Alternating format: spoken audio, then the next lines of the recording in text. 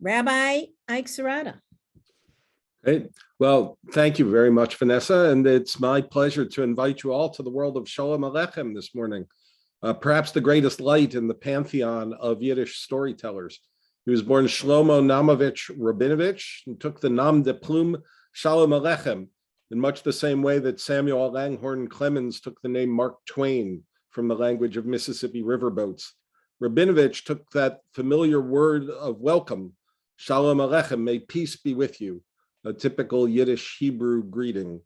It was his invitation to all the world to come and be a part of his storytelling universe. Like his contemporaries, he wrote in Russian, Hebrew, and then Yiddish. His contemporaries like I.L. Peretz, for example. But his contemporaries were also people like Twain and Chekhov at the end of the 19th and beginning of the 20th century. In fact, he was often called the Jewish Mark Twain. When Mark Twain heard about that, he said, please tell him that I am the American Sholem Aleichem. And before he died, he told his friends, gather on my yahrzeit and read one of my stories aloud in whatever language is comfortable to you. Let my name be remembered with laughter or not at all. Which brings me to today. Our Makom Solel Lakeside players bring us that laughter and tradition of hearing the written word aloud, so its music may entertain us. An act of revival. It's an act of revival like Ezekiel's revival of the dry bones in the valley, right? Because the words, when they sit on the page, can sometimes feel dry, but when they're read aloud, they come alive. They remind us of 1,000 years of Jewish presence in Eastern Europe, an incredibly vibrant culture that published poetry and song and plays and short stories and novels and newspapers that rival any publishing house in any time in history. So the words don't just sit on the page today, they come back to life thanks to our Makom Solel Lakeside players. It's my honor and privilege to turn it over to you guys to bring those words alive. Thank you, Rabbi.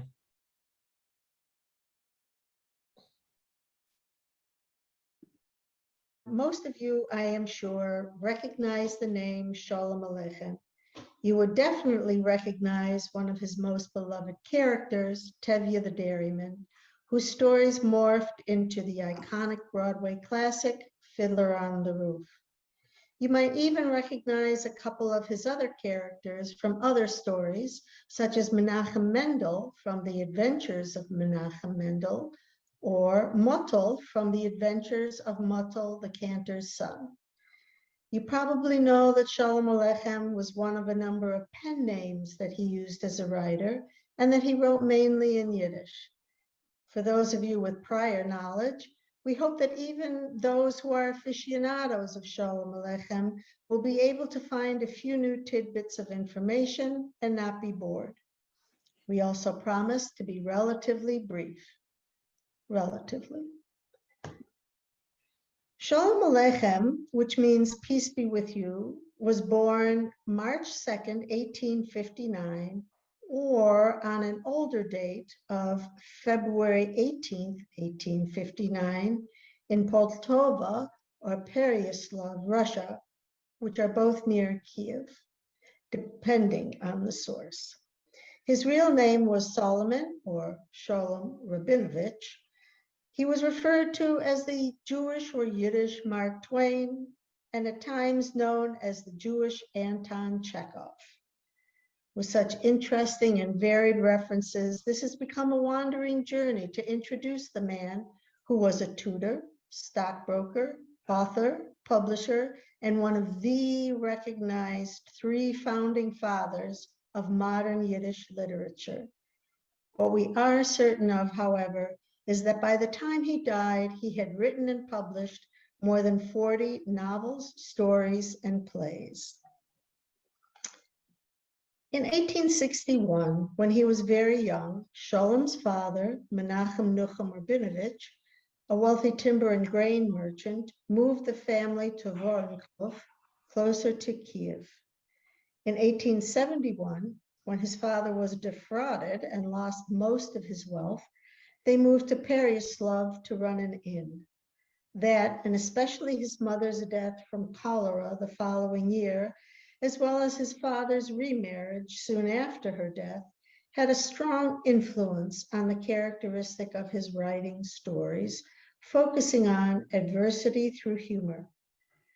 During his years at the Russian Gymnasium, secondary school, in Pereyaslav, where he attended on scholarship, he wrote his first literary creation, though never published, a glossary of his stepmother's curses.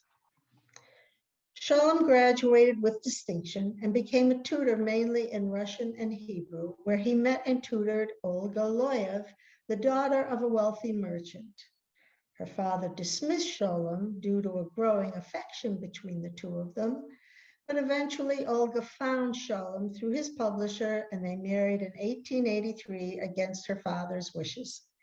Olga reconciled with her father, who brought them back to the estate to live with him and supported them. It was his father-in-law's money that Sholem used to help support his writing and new Yiddish authors. In 1883, Sholem Aleichem debuted as writer for the Yiddische Volksblatt, the popular Yiddish sheet. In 1888, he published an almanac, Die Yiddische Volksbibliothek, the Yiddish Popular Library, with the purpose of promoting young Yiddish writers, as well as beginning his life's work for higher standards in Yiddish literature.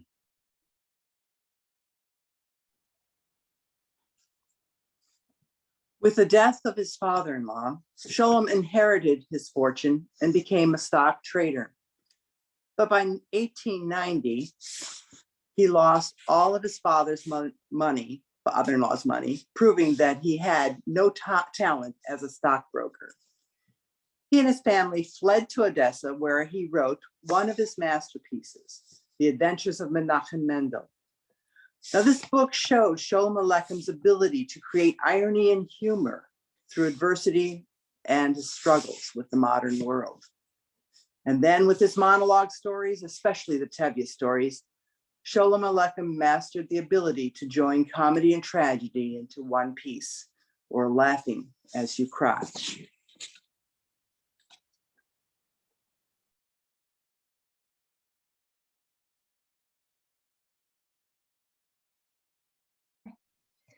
Writing did not bring in much money, so the majority of his income came from lecture tours. In 1905, when he left Russia, just escaping the pogroms, Sholem had established himself as a writer of short stories, children's stories, novels, and plays that were written mainly in Yiddish for ordinary people. Immigrating to the US in 1906, Sholem signed contracts to write 2 plays in New York, both flops. He and his family left the US within the year, disillusioned, though he returned to the US, where he continued to write and do lecture tours throughout the world. Diagnosed with tuberculosis and exhausted from lecture tours, Sholem Aleichem died on May 13, 1916, at the age of 57. The final item in his last will and testament states, "My last wish for my successors and my prayer for my children, take good care of your mother, beautify her old age. Do not weep for me. On the contrary, remember me with joy, and the main thing, live together in peace. Think of other members of the family, pity the poor, and pay my debts, if there be any."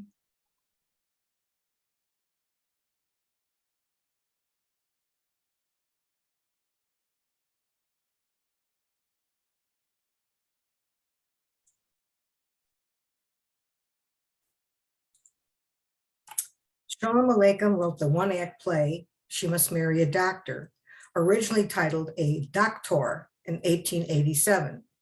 He was known more for his short stories and novels than his plays. And in fact, he never professed to be much of a dramatist.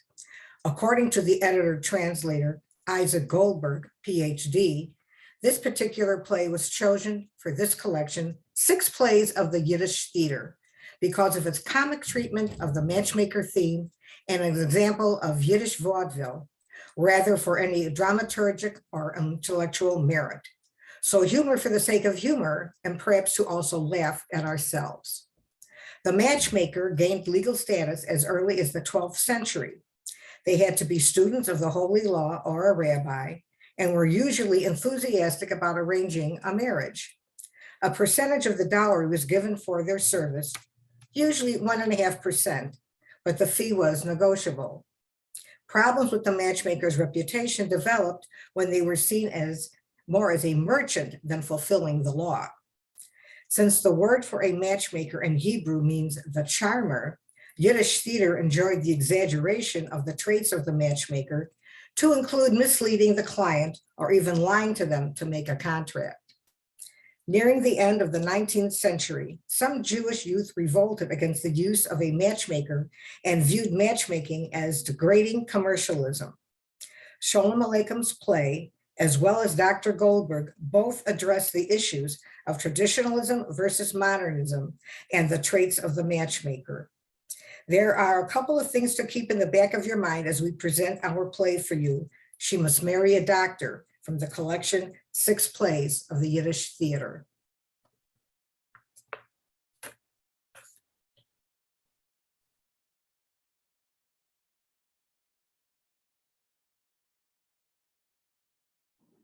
She Must Marry a Doctor by Sholem Aleichem.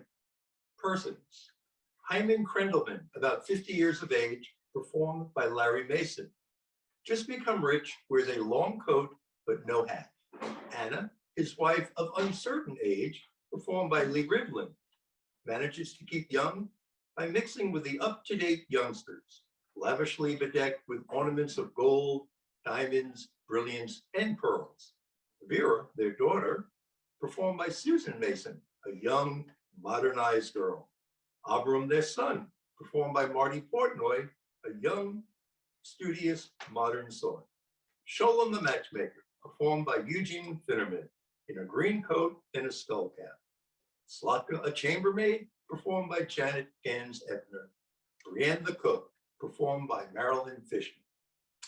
The scene takes place in a large parlor containing costly velvet upholstered furniture, expensive rugs, bronze framed mirrors, various tables. There is a display of silver plates, gilded spoons, colored glasses. The armchairs are strewn with silk and satin dresses. On the window, a large copper pot with 2 handles. Costly but dried up plants on which are hanging a pair of brush pants and a white vest. On a bookshelf may be seen breadcrumbs and a jar of preserves. On the piano, a pillow. In short, a picture of rare disorder. Hyman gesticulating wildly and running about the room. Good God in heaven! What is he pestering the life out of me for? Here, see, read for yourself what they write me. Read.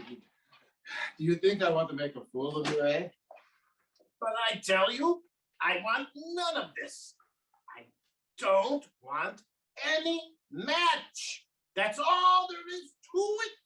What on earth are you pestering me for? But I asked nothing of you, nothing at all, except that you should have the kindness to take the trouble and read this letter here that I've received.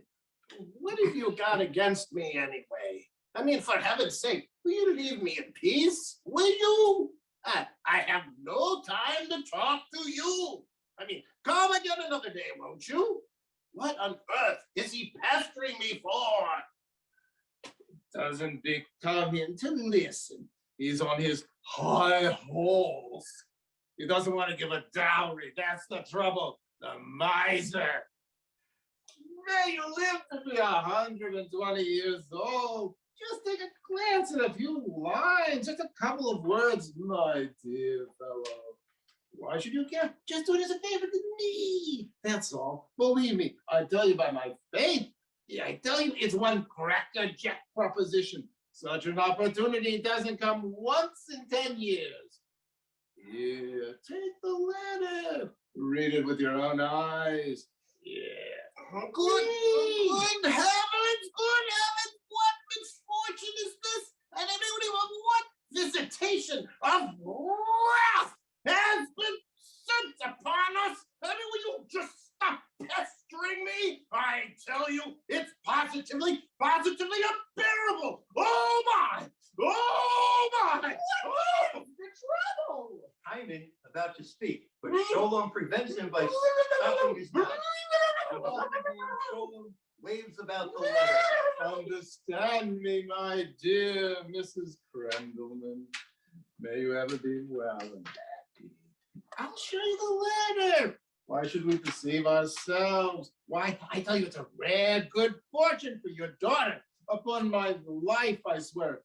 Here, take it, read and see for yourself that I'm telling no fibs. Why should I lead you into any affair that you'll regret? God forbid. Here, see for yourself. Here, read. Here. Really, Hyman? Why shouldn't you read it? What harm can it do you? Does it cost you any money? Hyman takes the letter, sits down, and commences to read in a very loud voice. Hannah sits down nearby while Sholem accompanies the reading with a nodding of his head and smacking of the lips after each phrase. He fairly glows with satisfaction. To the honorable, beloved, worthy, esteemed, learned, wealthy, pious Mr. Sholem the matchmaker, who his light shine forever. In the first place, let me say that I am well, praise be God, and hope to hear the same from you. May the future bring nothing worse. Amen. In the second place, in regard to the daughter of the wealthy man of whom you wrote me, I'm afraid that there can be no match arranged with the son of the rich man over here. Because in the first place, you probably heard of what befell the rich man over here. What's all this have to do with me? What do I need to know all of this stuff for? What do you care? Just keep on reading and you'll come to the important part. Well, his elder daughter, God forbid, became infatuated with a teacher and eloped with him to a certain town where she wanted to get married then and there. So the teacher came with his sweetheart to a rabbi prepared for the ceremony. Well, the way it looked, the rabbi didn't want to perform the marriage. So they went off to the government rabbi to get married. So the government rabbi said to them, says he, for the love of heaven, I ask you, what has this to do with us? What do you care? Just read on, read on. So the government rabbi said to them, says he, what do you wish, says he. So the teacher says, I want you to marry us.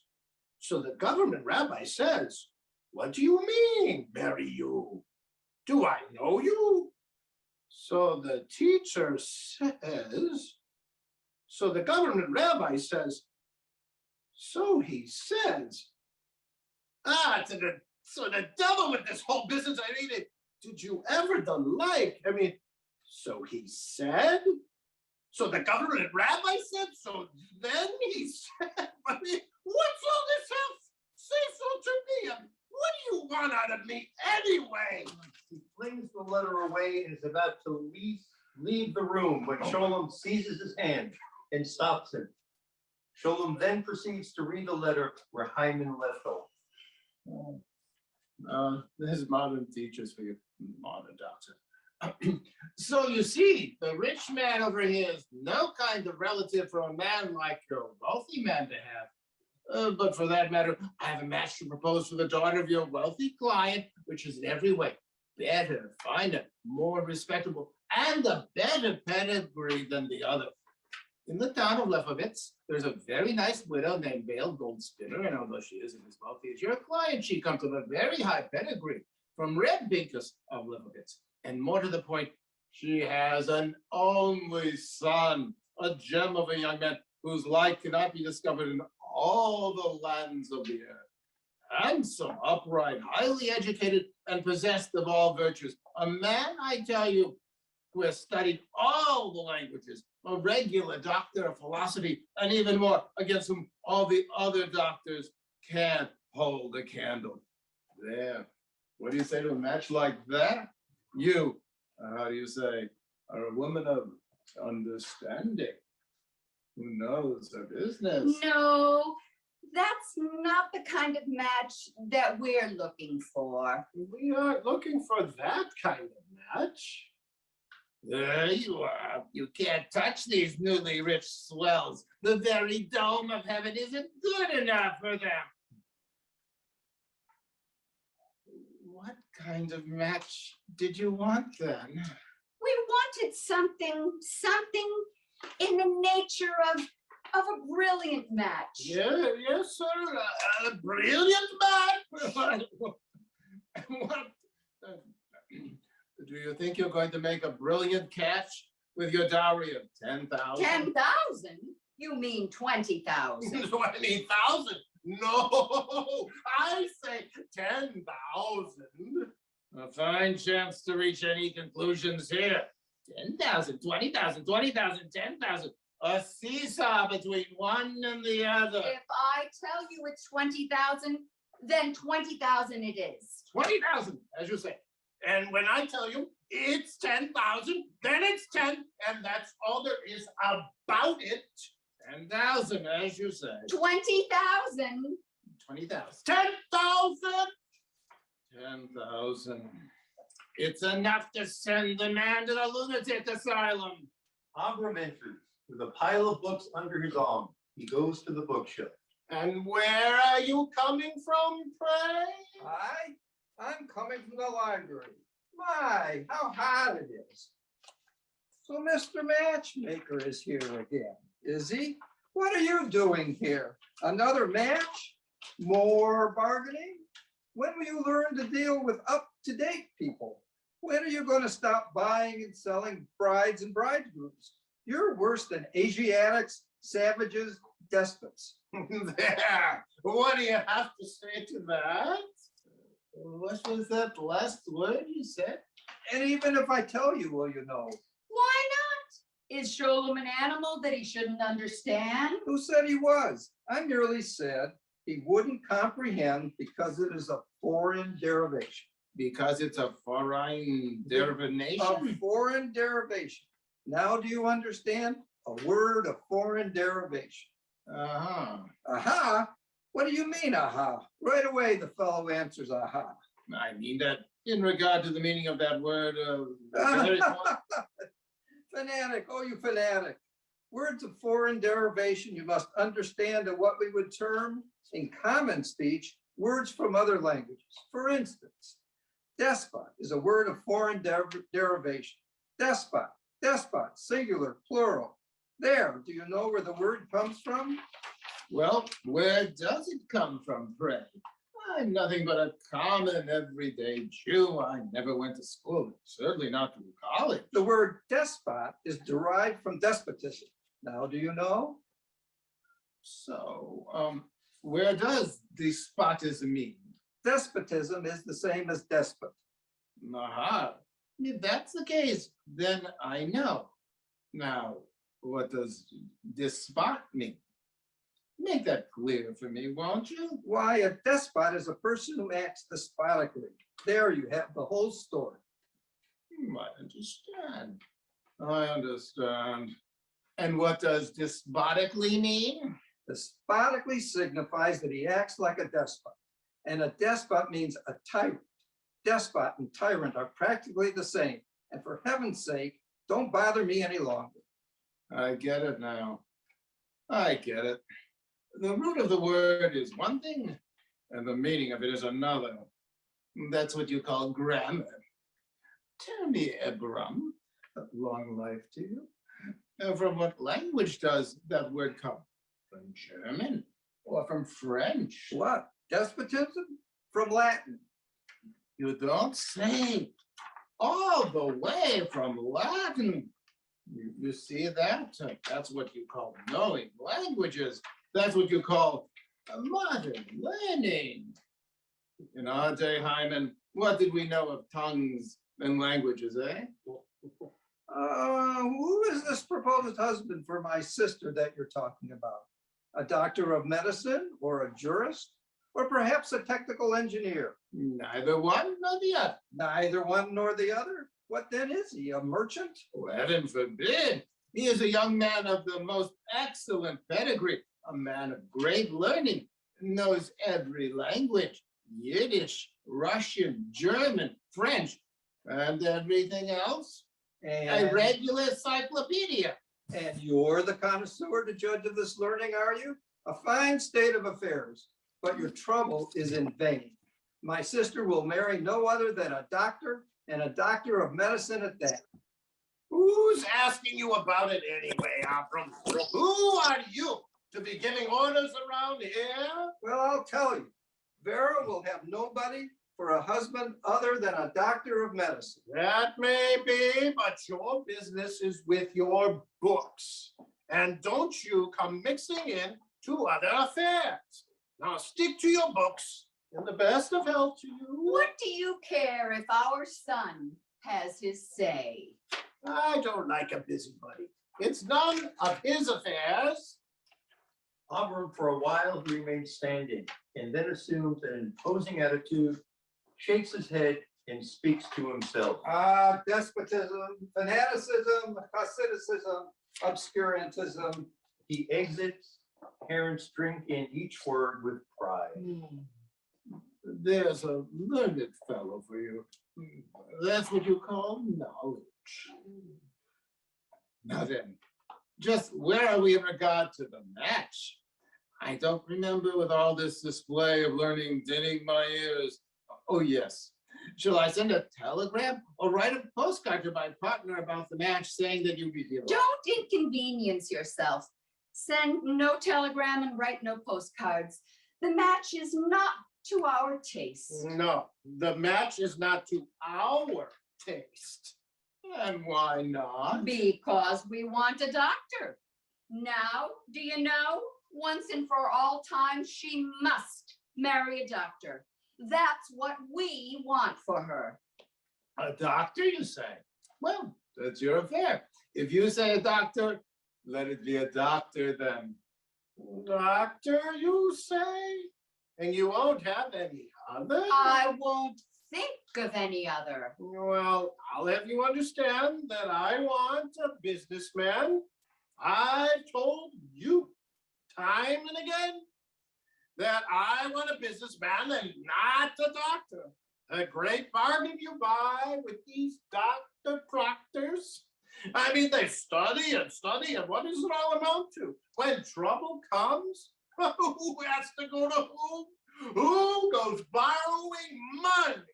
I to them, or they to me? I mean, say yourself, Mr. Matchmaker, I take no doctor as son-in-law. My daughter must marry a businessman. You just write that down, Sholem. A businessman? A businessman. Well, that's your affair. Let it be a businessman since you say so. Well, just because he says a businessman, I say it shall be a doctor. A doctor then? I tell you, Sholem, a businessman. All right, a businessman. I tell you, a doctor. Very well, a doctor. A businessman, I say. All right, a businessman. A doctor, I say. A doctor. My, oh my, this is enough to make a man crazy. Do you know what? I'll get a businessman for you who can cure people. Or else a doctor who's also a businessman. And an end to all this argument. Order some drinks. and let a fellow rinse his throat. I'm dry inside from talking with you. Anna rings and cake is served with brandy.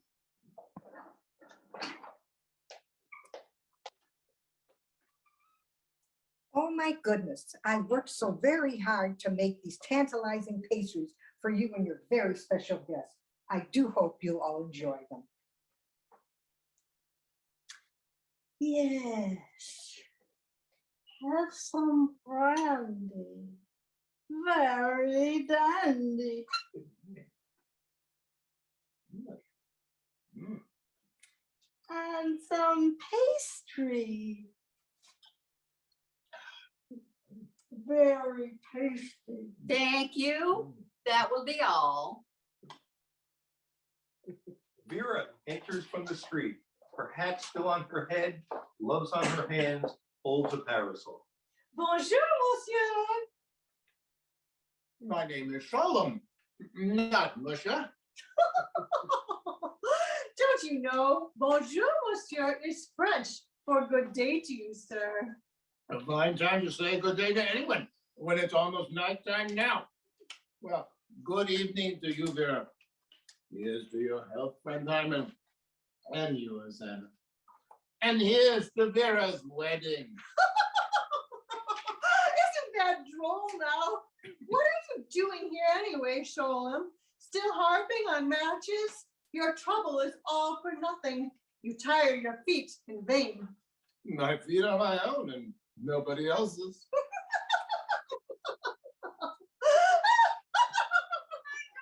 do you mean by laughing like that? Yes, what do you mean? Isn't he the comical looking thing? Where did you find this droll fellow? What's the matchmaker doing here, I'd like to know? What's the matchmaker doing? Making matches, of course. What do you think? Matching off whom, I'd like to know? And you ask that? Whom do you think he's making a match for? Me? They're choosing a husband for you, Vera dear. What do you mean choosing a husband for me? When it comes to choosing a husband, I can speak for myself. What husband has been proposed, for example? A doctor. A businessman, I say. A doctor and not a businessman.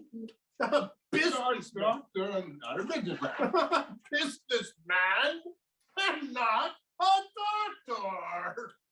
A businessman and not a doctor. A doctor. Doctor? A businessman. A businessman. There you go again. The vaudeville's commencing all over again. Listen, I've got a plan. Let's put it to the young lady herself. Tell us, my good Vera, who do you prefer, a doctor or a businessman? You're a bore, A what? a big bore. I believe you're mistaken, young lady. A matchmaker, me, not bad. And what's more, let me tell you, I have young men to suit all tastes and can give you your pick of the best. That's who I am. I can give you a businesslike man doctor or a doctor like businessman. The decision is left entirely to you. Entirely to you. A business like doctor or a doctor like businessman. Girl, suspiciously jolly she is. Your health, friend Hyman. Your health, Mrs. Grendelman. And heaven grant us a wedding very soon. Why don't you say something, my daughter? Tell your father, that tyrant, that despot. Tell him clearly that you'll have a doctor and not a businessman. Not a doctor or not a businessman. I tell you, she'll marry a businessman and not a doctor. Yes, a doctor and not a businessman. A doctor, a doctor. Yes, a doctor. A businessman! A businessman! Yes, businessman. A doctor, a doctor, a doctor. Yes, a doctor, a doctor, a doctor. Here's your health friend Hyman, and yours, Mrs. Grendelman.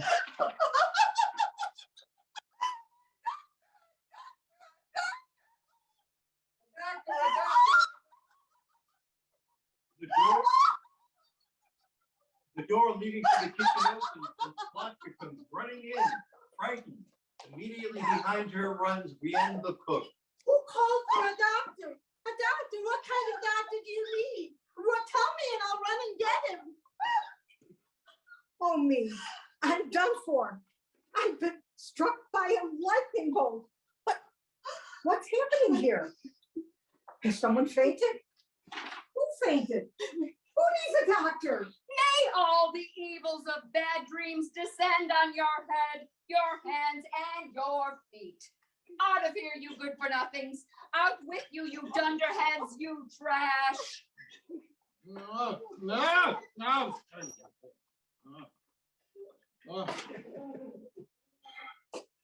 Oh, by heaven, before these people make up their minds between yes and no, a fellow can suffer a broken death.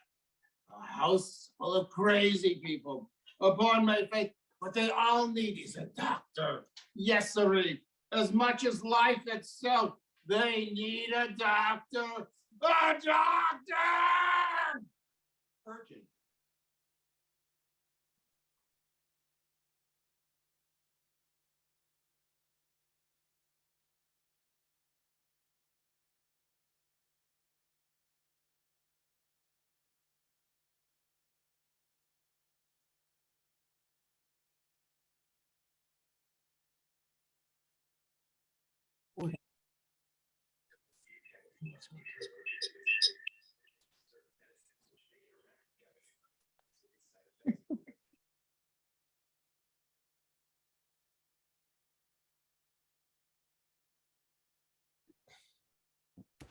Diane will get us back to the video in 1 minute.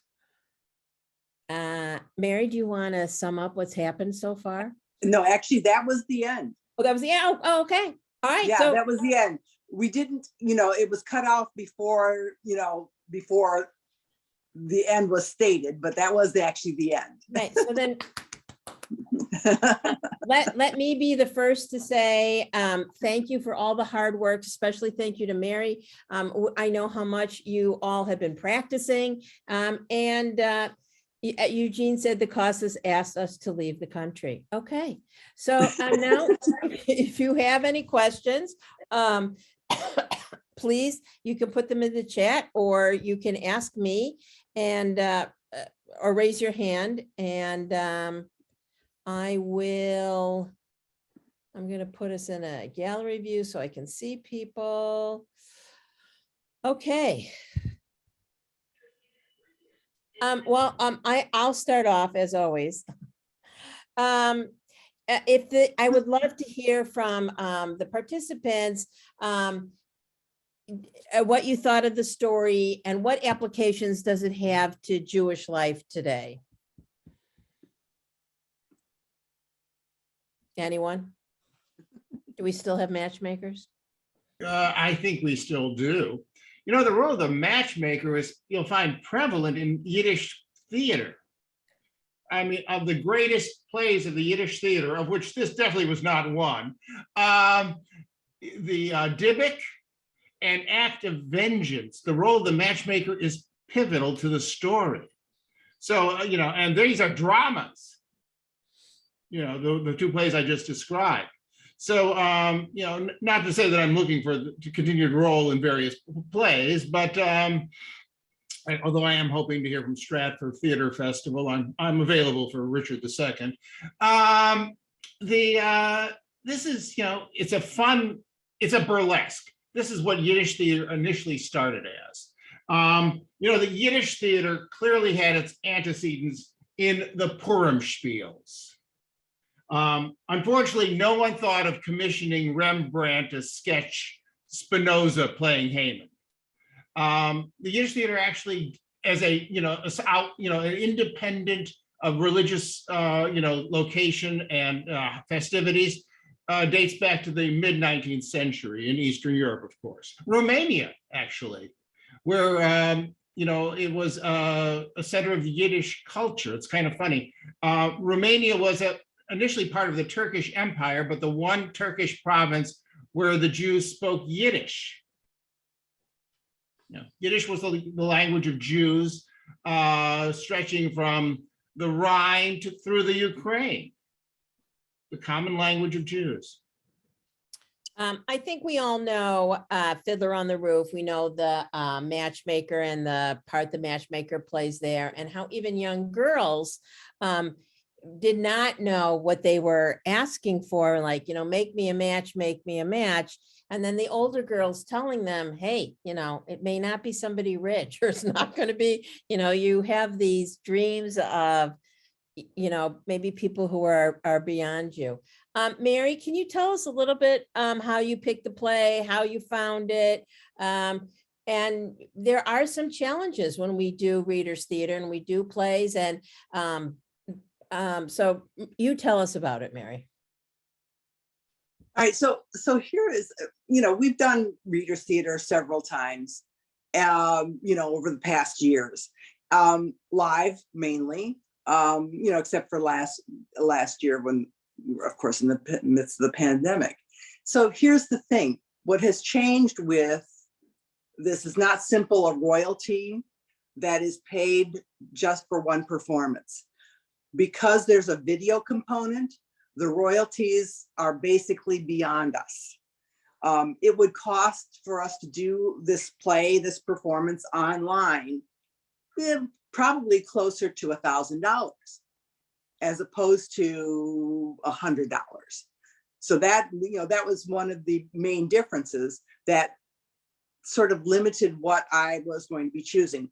Choices: put something up that would be written like we did last year, or go to public domain. So I went to public domain. Public domain means that you need to look at, all, Jewish theme or Jewish authors that have written plays. And of course, I like Sholem Aleichem, and I, of course, love the Tevye stories and such. And so I started looking at Sholem Aleichem and his plays. Not a lot. Not well known, not really, great, great plays. But I thought, what, we'll just have fun. And so I discovered this in a collection of Yiddish plays, and decided, what, this might be fun to do. And so that was what the decision, that's how the decision came about. The other option, or the other thing, is the Readers Theater. And I choose Readers Theater because if you go into full stage productions, you've got more background, you've got a lot of other elements which could limit us, because we don't have a formal stage, because now we're not live, we're, et cetera, et cetera. And Readers Theater is very people friendly. Anybody can read from a script. You use a script as a prop. You use, a script to refer back to just in case you forget your lines. It's very friendly in terms of performance. And it's not limiting just to, we didn't have to actually just do the seating. We could have actually done staging with script in hand. So there's a lot of flexibility with Readers Theater as well.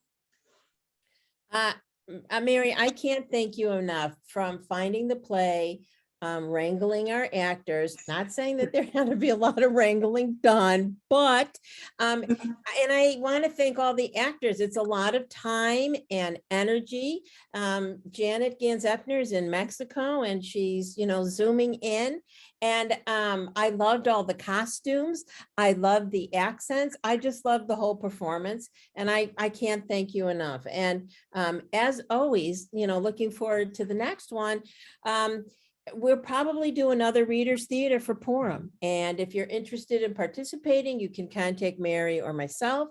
And, we're looking for, I believe Janet Gans-Eppner has signed on for some more original songs. Nod your head. Yes. Okay, good. And okay, it's been recorded, Janet. You can't go back. And so I think that it's a great way for us to come together, and eventually we'll be in person. It's, this year has been a roller coaster for all of us. In June, when I said this whole year would be virtual, I was like, oh, maybe I made the wrong decision. Then the Delta virus, oh, I made the right decision. Then I thought in, October, we should go more in person. Then Omicron, oh, I made the right decision again.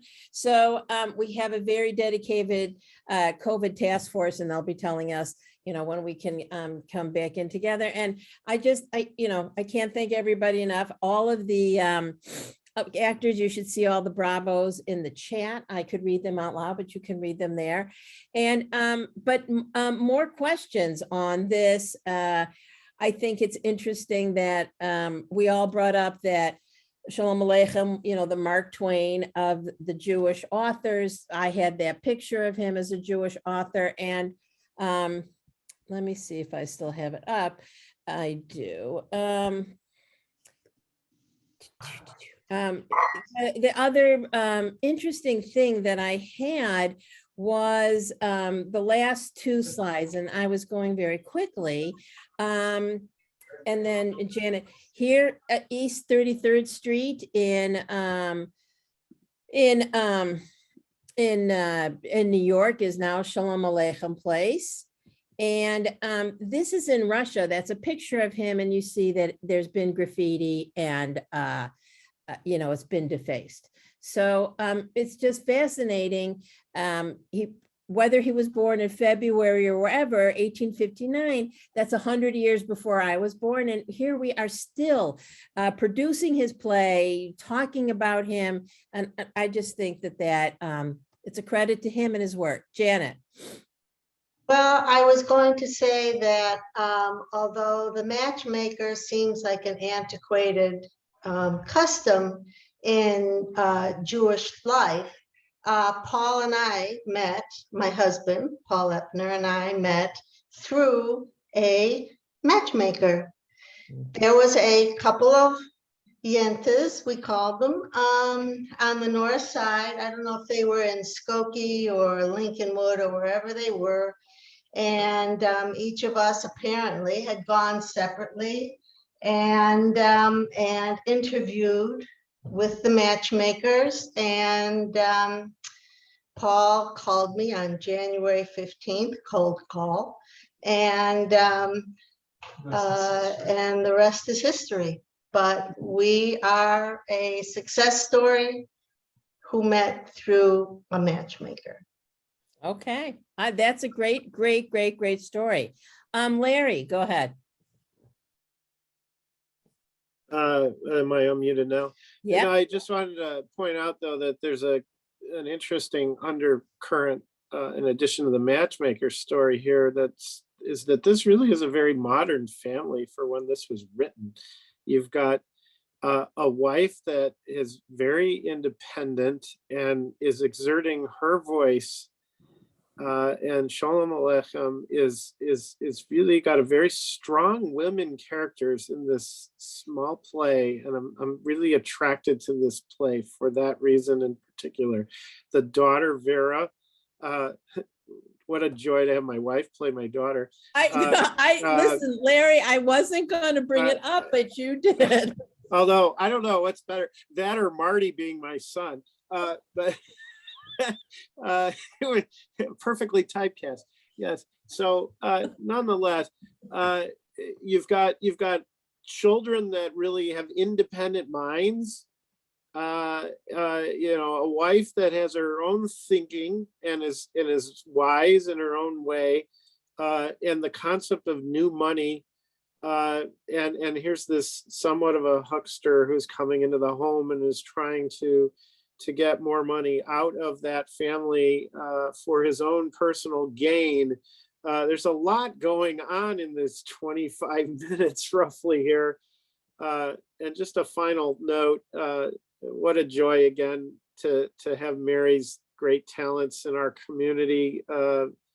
we're really fortunate that she has not only ability to bring what's the right material to us to learn from, but that she's just such a great person and friend. So thank you again, Mary.